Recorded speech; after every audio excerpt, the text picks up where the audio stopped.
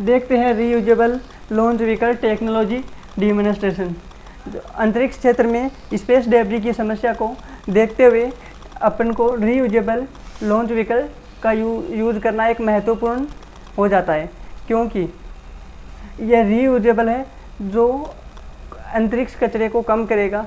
जब किसी भी उपग्रह को छोड़ा जाता है तो इसके लिए एक प्रक्षेपण यान की आवश्यकता होती है, और वो प्रक्षेपण यान अगर रीयूजेबल होगा तो अपने लिए एक तो इन्वायरमेंटली फ्रेंडली रहेगा और एक कॉस्ट इफेक्टिव भी रहेगा।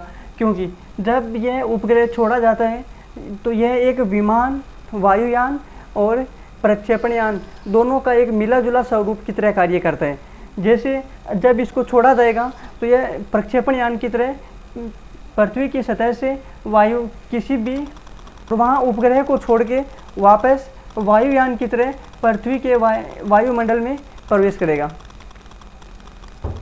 जब यह उपग्रह वायुमंडल में प्रवेश करता है तो इसका वेग बहुत ज़्यादा होता है, और उस वेग को कंट्रोल करने के लिए इस प्रक्षेपण यान में एक पैराशूट लगा रहता है जो इसकी गति को कंट्रोल करता है।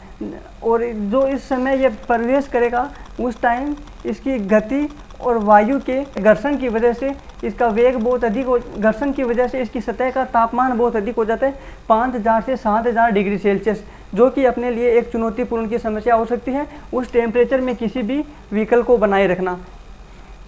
अब देखते हैं इसकी थ्योरी को। यह होता क्या है? ऐसा कोई प्रक्षेपण यान जिसको आंशिक या पूर्ण रूप से पूरे उपग्रह प्रक्षेपण के लिए उपयोग किया जा सकता है, reusable launch vehicle technology demonstration या रीयूजेबल लॉन्च व्हीकल कहलाता है।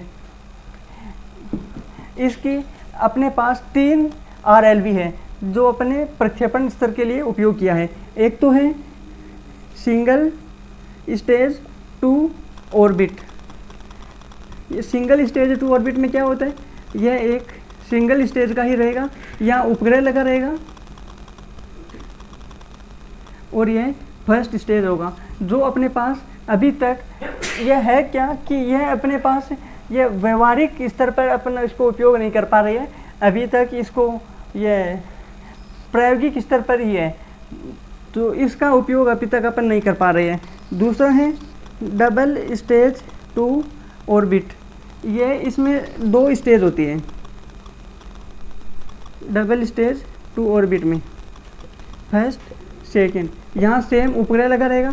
जो ये फर्स्ट स्टेज है इसको अपन को बाहर से लेना पड़ता है। जो कहाँ से लेते हैं? जो स्पेस एक्स की फैल्कॉन 9 से इसका उपयोग, वहाँ से इसको लेते हैं। यह लेते हैं स्पेस एक्स की फैल्कॉन 9 इसका प्रायोगिक स्तर पर उपयोग कर रहे हैं और इसी को ही अपन आगे व्यवहारिक रूप में उपयोग करने के लिए यूज़ करेंगे। थर्ड होगा multi stage to orbit. Multi stage to orbit में 2 से ज़्यादा होगा, अब 3 हो जाए 4 हो जाए वो अपन पे डिपेंड करता है कितना होगा। 2 से ज़्यादा इसमें उपयोग करेंगे। यहाँ उपग्रह लगे रहेगा, यहाँ उपग्रह लगा रहेगा और यहाँ नीचे जितनी स्टेज अपन को लेनी है उतनी स्टेज ले ली जाएगी मल्टी स्टेज टू ऑर्बिट में। लेकिन इसका उपयोग अपने लिए व्यवहारिक तौर पर संभव नहीं है, क्योंकि यह पृथ्वी से अलग अलग ऊंचाई पर अलग अलग इसके पार्ट रहते हैं जिनको एकत्रित करके वायुमंडल में वापस उतारना एक चुनौतीपूर्ण समस्या हो सकती है अपने पास।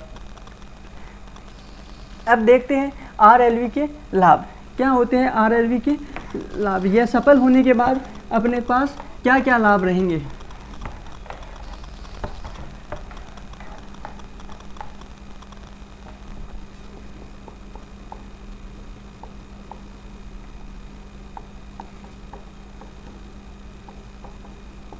RLV के लाभ अपने पास रहेंगे। जब अगर ये RLV सफल हो जाएगा, जब इसका अपन व्यवहारिक तौर पर या व्यवहारिक इसका उपयोग करेंगे तो एक तो अपने पास इसकी कॉस्ट कम हो जाएगी, क्योंकि जब उपग्रह को अपन छोड़ते हैं, उपग्रह को छोड़ने के लिए सबसे ज़्यादा अपने पास कॉस्ट रहती है प्रक्षेपण यान की। जो अगर यह प्रक्षेपण यान वापस अपन रीयूजेबल होगा तो अपने पास एक बहुत बड़ी कॉस्ट कम हो जाएगी, दूसरी इसका लाभ यह रहेगा कि एक स्पेस डेब्री कम हो जाएगी। अंतरिक्ष में कचरे की समस्या एक अपने लिए महत्वपूर्ण समस्या हो रही है। एक चुनौतीपूर्ण समस्या है, जिसको कम करने के लिए स्पेस डेब्री की समस्या कम हो जाएगी यहाँ पे। तीसरा, अगर यह संभव हो पाया, अगर इसका व्यवहारिक उपयोग अपन करेंगे तो एक अपने पास यह अंतरिक्ष पर्यटन की तरह ही कार्य करेगा। अंतरिक्ष पर्यटन की तरह कार्य करेगा तो भारत का वैश्विक स्तर पर भारत की छवि बनी रहेगी। और तो एक लास्ट इसका लाभ यह रहेगा कि अगर यह सफल हो जाएगा तो इसका लाभ अपन को डिफेंस क्षेत्र में, सूचना एवं संचार प्रौद्योगिकी में, मौसम विज्ञान प्रौद्योगिकी में भी इसका परोक्ष लाभ अपन को मिलेगा। और फिर इसके लिए चुनौतियां भी होगी, क्योंकि चुनौतियां के कुछ भी काम कर लो, चुनौतियां और लाभ दोनों ही होती है। चुनौतियां कम होती है वो इसको अपन ज़्यादा बेटर समझ लेते हैं। चुनौतियां इसकी क्या रहेगी, कंपैरिजन करके देखते हैं तो अच्छा लगेगा। चुनौतियां, यह स्टार्टिंग के टाइम में जब इसको छोड़ा जाएगा तो यह PSLV की कंपैरिजन में इसकी थोड़ी कॉस्ट ज़्यादा रहेगी, जो कि अपने लिए एक चुनौतीपूर्ण हो सकती है।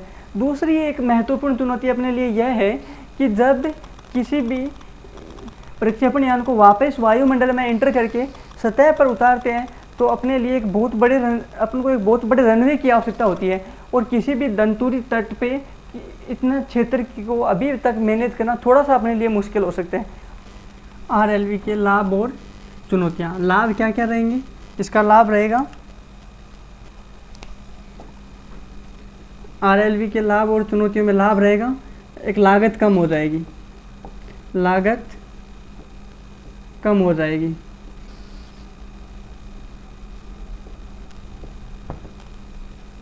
अंतरिक्ष कचरे में कमी आएगी, अंतरिक्ष कचरे में कमी आएगी। तीसरा, ये अंतरिक्ष पर्यटन की तरह कार्य करेगा।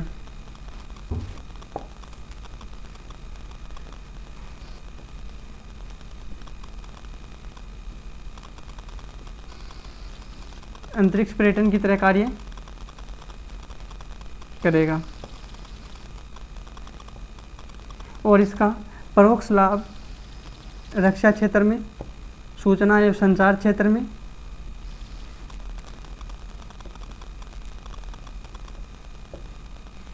और मौसम विज्ञान में मिलेगा।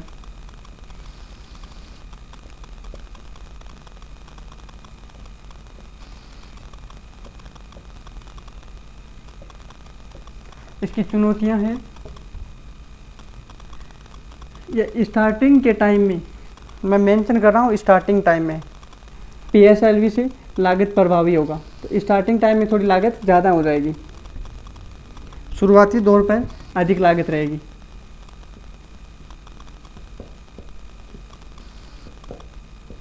शुरुआती दौर में अधिक लागत।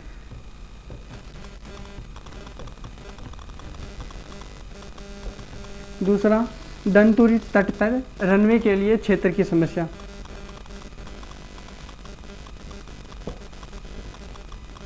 दंतुरी तट पर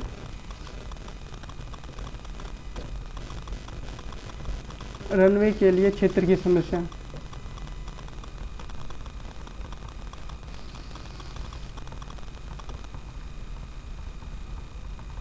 तीसरा होगा अंतर्राष्ट्रीय प्रतिस्पर्धा।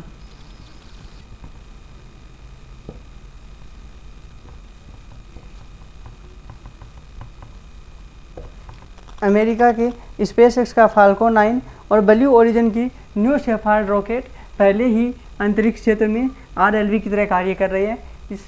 इनके साथ कार्य करने के लिए थोड़ी प्रतिस्पर्धा की आवश्यकता रहेगी अपन को। Thank you.